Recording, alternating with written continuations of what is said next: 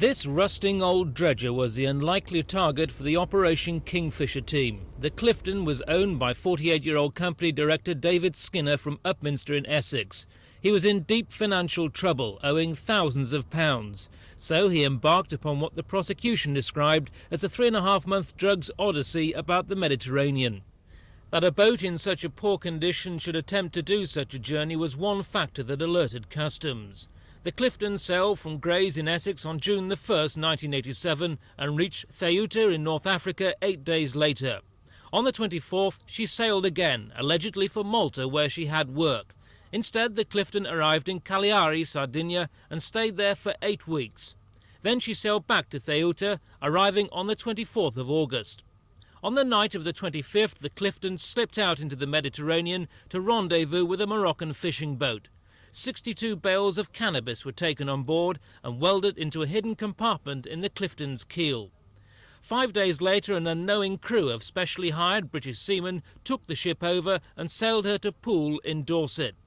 Customs men were waiting for her and took these shots of her arrival, but none of the gang went near the Clifton. 8 days later, she sailed out again, docking in Grays on September the 17th. This time, the gang did show up, and customs men kept watch as they came and went.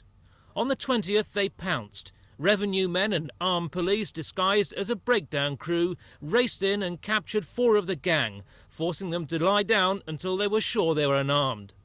Deep in the ship, the drugs were still in their secret compartment, 1.5 tons of Moroccan cannabis resin worth £4.5 million.